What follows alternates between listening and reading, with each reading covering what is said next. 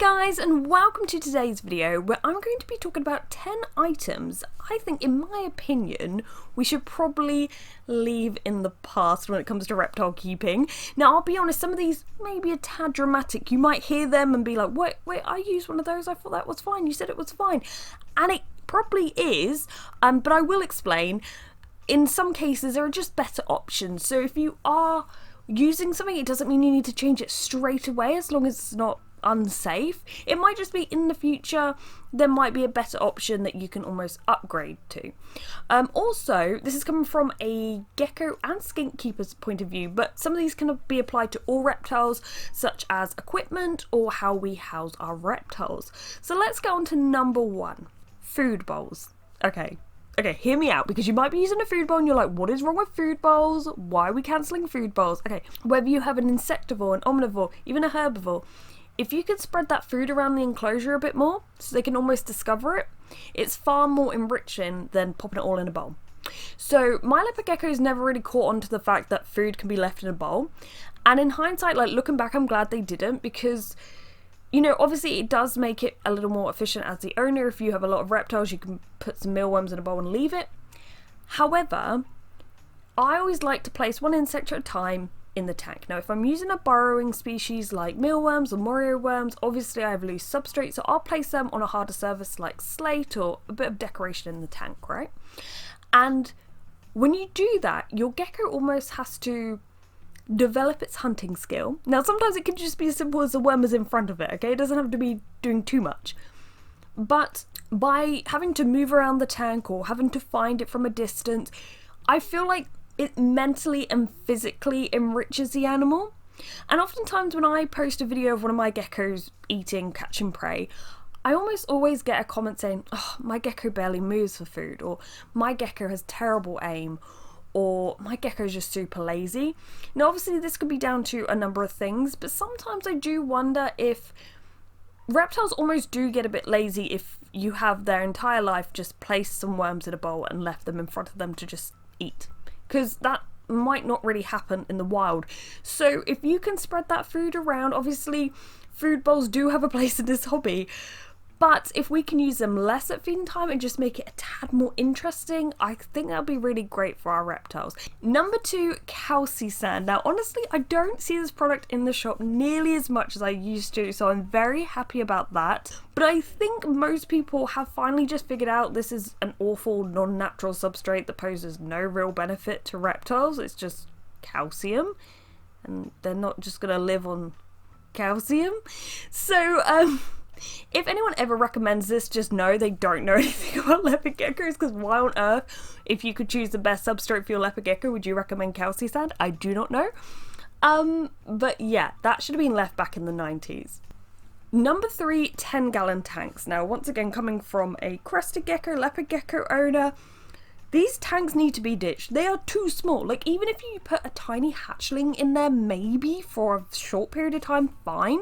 But if you have a setup that is well thought out, correct heating, lighting, UV, good layout, a hatchling can thrive in a regular sized tank. And I hate to say this because maybe someone's listened to this and they have a 10-gallon tank, so I don't want to make you feel bad. But when you keep your reptiles in a bigger tank, okay, now I have 60-gallon tanks and 80-gallon tanks for my leopard gecko. I'm not expecting everyone to have that, right? Some people even have bigger.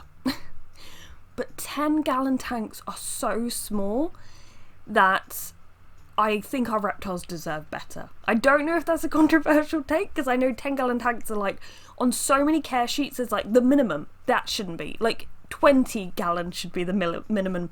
Nothing should be subjected to a 10-gallon tank. Number 4, manual thermometers that stick on the side of the tank.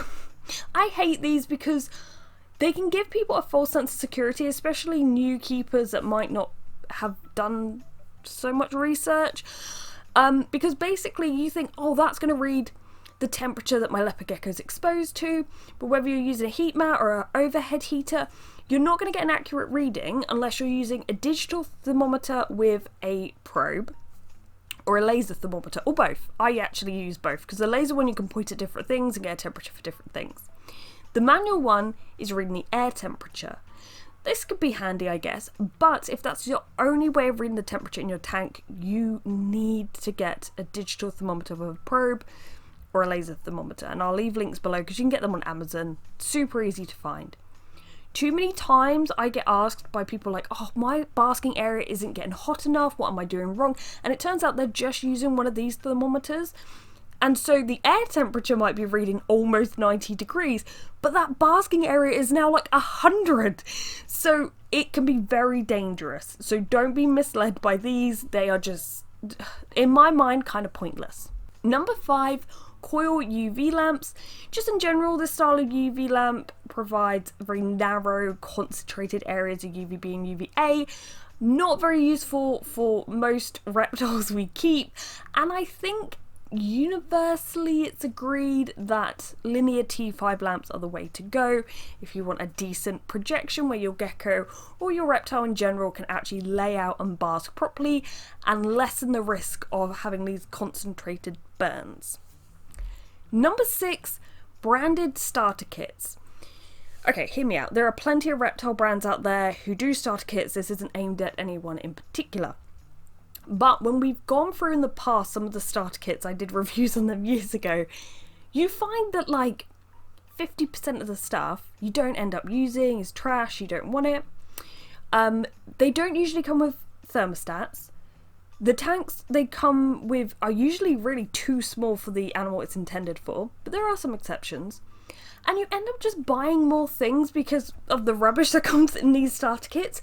So there are some brands that do things better. Some brands are great with lighting and heating, but they don't really do decoration. Or maybe a brand's really good with their supplements or their food, but they don't know anything about light. I don't know. So I would say your best bet is to either get a starter kit from a shop where they've put together the very best items for each thing. So the best lighting, the best heating, the best substrate, okay? Or just buy things separately. Sometimes it actually works out kind of cheaper. Number 7, red or just in general coloured lamps. Why are these still a thing? I don't know. I feel I've covered this a lot on my channel. I do have a lighting and heating playlist. But if you're using a heat bulb that is red, blue, purple, even dark purple, so you can have it on at night, why are you doing this? Please switch it out. There are so many better lamps you could be using.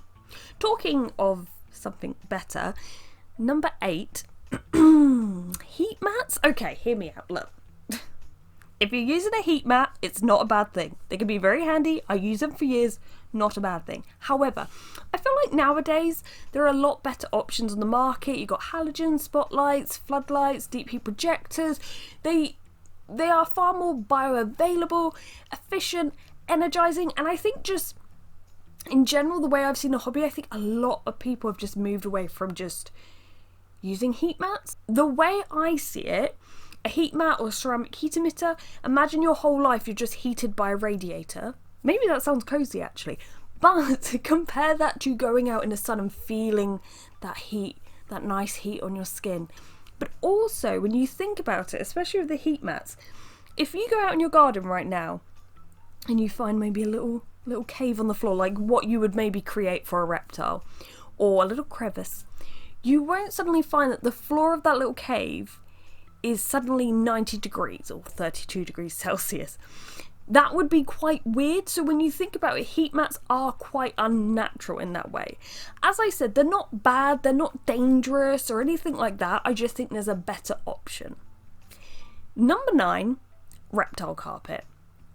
I don't really know if many people still use this anymore. I know it might be better looking than paper towel if you don't want to use a loose substrate, though I would recommend a safe loose substrate, but I understand not everyone is too keen on it because there's so many myths around it. But if you get a decent safe substrate, your gecko will be fine, as well as long as you provide proper heating and hydration and so on. But reptile carpets, they can be quite unhygienic. I doubt that many people are taking out and thoroughly washing them regularly. They need to be cleaned a lot. They can get easily stained by supplements, and geckos' nails and teeth get stuck in them. So I don't really understand why people still use reptile carpet. And number 10, and this can go for a lot of reptile tanks, but can we please leave behind bare, empty tanks? There aren't too many reptiles that really thrive in a bare tank, but I'm talking about the kind of like Glass tanks with no background, so the gecko or the reptile in general cannot escape from your view. They've got either like tile or lino or reptile carpet or paper towel, 2 or 3 placed hides or just 1 hammock. No loose substrate for enrichment, no clutter to hide in, and it's bare. And what you might find is your reptile might just hide in one hide and then scurry to the other because it doesn't feel secure. And what you'll find is if you start adding in a bit of clutter, whether that's a branch, a plant that could be live or fake, you know, cork hollows, slate, whatever it may be, it doesn't have to be expensive. It doesn't have to be a major overhaul. It can be a little bit at a time. You may notice that your gecko starts to feel more secure in its environment and actually uses it a lot more. And actually we find that tanks that are more cluttered, the gecko does kind of tend to thrive in it. And I'm not talking about getting a load of resin hides and piling them on top of each other, but maybe using more natural materials. So the branch can act as something that they can climb on, but they can also hide behind, you know? So it doesn't have to be this hide here, this hide here, this hide here. You can clutter it up. And no offense to the setups I've used here, I just got them off Google Images. They were good examples for this bit. And you know what? This might be this person's first ever tank. And you know, when we first get in the hobby, things like this happen, but we can always improve on it. So those were my 10 items or things to leave in the past. What items do you kind of wish / hope we can leave in the past? Do you agree with mine? Maybe you're like, actually I use reptile carpet and I really love it, which is fair enough. Anyway, if you liked this video, please subscribe, but thank you for watching guys, and goodbye.